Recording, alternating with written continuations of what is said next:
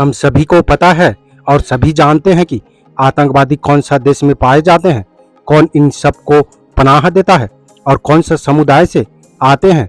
वो देश है पाकिस्तान। लेकिन जो खबर हम आपको आगे की वीडियो में बताने वाले हैं, जानकर और सुनकर आपकी पैरों तले जमीन खिसक जाएगी। आपको विश्वास ही नहीं होगा कि ये सच है। आपको चौंका देने वाली खबर है। क्या आपको पता है देश में आतंकवादी के काम कौन करता है, कौन लोग हैं, किस संप्रदाय से है, किस धर्म के हैं, कौन सा संगठन है? सच कहें तो देश के सबसे बड़ा आतंकवादी कौन है? हम अपने मन से कुछ भी नहीं कह रहा। जो रेफरेंस है, जो बुक के आधार पर लिखा हुआ है, हम उसी को बताते हैं। तो चलें, देश में सबसे बड़ा आतंकवादी संगठन कौन है जानते हैं। अब आप खुद देख सकते हैं कि इस किताब में आरएसएस को देश का सबसे बड़ा आतंकवादी संगठन का नाम दिया गया है। इस किताब का लेखक एस.एम. मुशर्रफ, पूर्व आईजी पुलिस महाराष्ट्र। अब इस किताब में उन्होंने क्या क्या लिखकर खुलासा करते हैं, आइए जानते हैं। वीडियो में अंत तक जरूर बने रहें। के.बी. अम्बेडकराइट यूट्यूब चैनल में आप सभी का स्वागत है। जय भीम। ये देखें, ये अध्याय 1 करकरे के आने से संघ का पर्दाफाश हो गया। आरएसएस ये ब्राह्मणवादियों के हित के लिए और ब्राह्मणवादियों द्वारा चलाया जाने वाला एक सांप्रदायिक संगठन है। ब्राह्मणवादियों का झूठा प्रचार है कि यह सांस्कृतिक, सामाजिक, राष्ट्रवादी की संगठन है। बहुजन और दलित युवाओं को संघ के साथ जोड़ने के लिए यह झूठा प्रचार किया जाता है। पिछले कई सालों से चली आ रही है।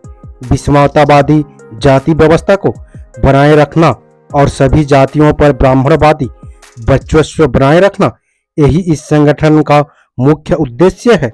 इसके लिए ये किसी भी हद तक जा सकते हैं और परिस्थिति के अनुसार अलग अलग षड्यंत्रों का उपयोग करते हैं। पूर्व नियोजित हिंदू मुस्लिम दंगे करवाना ब्राह्मणवादियों का 20वीं सदी का सबसे बड़ा षड्यंत्र था। आज भी वो उसका उपयोग करते रहते हैं। लेकिन 20वीं सदी में आरएसएस ने अपने कुछ कार्यों में बदलाव किया है। हिंदू मुस्लिम दंगे करवाने का अलावा मुस्लिम आतंकवाद का डर लोगों के दिलो दिमाग में भर देने का काम आरएसएस और अन्य ब्राह्मणवादी संगठन कर रहे हैं। इस कार्य में गोपनीय एजेंसी भी इन ब्राह्मणवादियों को सहयोग दे रही है। इसके अलावा अपने उद्देश्यों को पूर्णतः की ओर ले जाने के लिए कट्टरवादी ब्राह्मणवादियों ने अभिनव भारत के नाम से और एक संगठन बनाया है। 21वीं सदी के शुरुआत में, विशेषकर 2002 से 2008 के अंतराल में देश में कई जगहों पर जो बड़े बड़े बम धमाके हुए, वो सारे आरएसएस के कृत्य है। सच कहें तो ऐसे बम धमाके होने के बाद उसकी जांच की एक परंपरा बन गई थी। जैसे ही कोई घटना हुई, आईबी इंटेलिजेंस ब्यूरो उसी दिन किसी मुस्लिम संगठन को दोष देकर उनके खिलाफ कार्रवाई करती थी।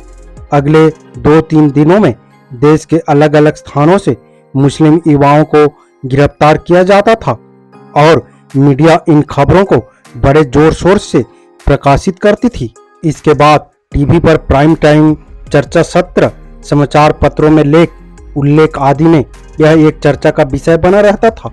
उस घटना को इससे पहले कि आप लोग भूलते तब तक और एक नई घटना हो जाती, उसकी भी उसी प्रकार जांच की जाती और फिर मीडिया में नया विषय बना रहता। पिछले 5-6 सालों से इसी प्रकार इस देश में चल रहा था। इन कार्यकलापों में थोड़ी सी रुकावट उस समय आई थी जब 2006 में नांदेड़ में बम धमाका हुआ। आरएसएस वो बजरंग दल के आतंकी जब बम बना रहे थे, उसी समय धमाका हुआ और घटना में 2 की मौत हुई और 4 घायल हो गए। लेकिन मीडिया ने इस घटना का ज्यादा प्रसारण नहीं किया। परिणामतः लोग उसे जल्द ही भूल गए।